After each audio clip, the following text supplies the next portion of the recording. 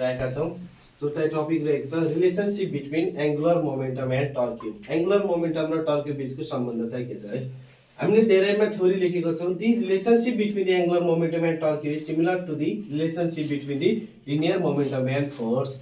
जस्तो angular momentum र torque क्यूबको रिलेशनशिप हुन्छ सेही सिमिलरली कसकोसँगको सम्बन्ध जस्तै हुन्छ लिनियर मोमेन्टम र फोर्सको जस्तै है। अब जस्तै हाम्रो मोमेन्टम दि पार्टिकलमा फोर्स चेन्ज हुन्छ भनेपछि एंगुलर मोमेन्टम अफ द पार्टिकलमा टर्क क्यूब चाहिँ चेन्ज हुन्छ। यो चाहिँ थ्योरी पार्ट हो। The angular momentum of the body rotating about an axis with the angular velocity is given by. जति बेला हामीहरुको बॉडी एउटा एक्सिसमा विथ एंगुलर कुनै भेलोसिटी एंगुलर भेलोसिटीमा रोटेट भइरहेछ भनेपछि त्यति बेला चाहिँ एंगुलर मोमेन्टम के हुन्छ L बराबर I ओमेगा, जो हामीले यो भन्दा अगाडिको थ्योरीमा चाहिँ डेराइभ गरिसकेको थियौं। अब यो चाहिँ L equal to I omega भन्ने इक्वेसन फर्स्ट रहेको छ। यो इक्वेसनलाई के गर्नु पर्यो दुईटै साइडमा टाइम टेकन अथवा t ले चाहिँ हामीले डेरिभेटिभ अथवा डिफरेन्शिएटिङ गर्नु पर्यो। Differentiating both side with respect to time t भनेको छ dl by dt हो is equal to d by dt I into omega. हामीले दुईटैतिर चाहिँ डिफरेन्शिएटिङ अथवा डेरिभेटिभ गरिसकेको छौं। That is dl by dt is equal to अब u into v product rule of the derivative. डेरिभेटिभमा प्रोडक्ट रुलको चाहिँ फर्मुला लगाएको छ u into dv by dx plus v into du by dx। Similarly I into dw by dt plus omega into dy by dt। यो हाम्रो डेरिभेटिभको product rule लगाएको छ। The axis of the rotation is same of the moment of inertia remain constant. जति बेला हामीहरुको त्यो body नै एउटै एक्सिसमा rotation भइरा हुन्छ त्यो रोटेसन भइराको चाहिँ एक्सिस चाहिँ सेम हुन्छ त्यति बेला चाहिँ मोमेन्ट अफ इनर्शिया चाहिँ के हुन्छ कन्स्टेन्ट हुन्छ। त्यसैले मोमेन्ट अफ इनर्शिया कन्स्टेन्ट हुनेबित्तिकै dy by dt बराबर के हो 0, त्यसको कुनै भ्यालु नै हुँदैन।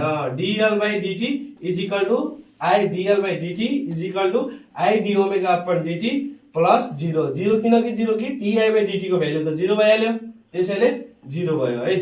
dl by dt is equal to के भन्दा I इन्टु अल्फा। अल्फा को भ्यालु चाहिँ के हुन्छ omega upon time taken angular velocity upon time taken हुन्छ। यसलाई इक्वेसन सेकेन्ड मान्दियौ। हामीलाई थाहा छ त्यो बॉडीमा लागेको टर्क क्यूब बराबर कति हुन्छ I moment of inertia into alpha है। अनि त्यसपछि इक्वेसन फर्स्ट र सेकेन्डलाई कम्बाइनिङ गर्दाखेरि फर्स्ट र सेकेन्डलाई कम्बाइनिङ गर्दाखेरि चाहिँ हामीले के पायौ tau equal to dl by dt। Tau I alpha भनेको चाहिँ के छ dl upon dt tau is equal to I alpha छ भनेपछि अब I अल्फा मा I अल्फा के भयो कम्पेयर भयो। इन दुईटा इक्वेसनलाई कम्पेयर गर्दाखेरि टाउ बराबर के पायौ dl by dt। It is the required relationship between the angular momentum and torque cube. Angular momentum भनेको L टर्क क्यूब भनेको टाउ। अब यहाँबाट हामीले डेफिनेसनमा के डेराइभ गरेका छ त the net torque acting on body is equal to the time rate of the change of the angular velocity अथवा हाम्रो के हुने हो एंगुलर मोमेन्टम। यहाँबाट भन्न चाहिँ के खोजेको भने जो हाम्रो बॉडीमा लाग्ने टोटल टर्क के हुन्छ टर्क हुन्छ त्यो चाहिँ के को हुन्छ त टाइम अथवा हाम्रो चाहिँ के हुन्छ भने चाहिँ कुनै पनि एंगुलर मोमेन्टमको रेट अथवा त्यसको चाहिँ टाइम टेकनको प्रोपोर्सनलमा हुन्छ। ल चाहिँ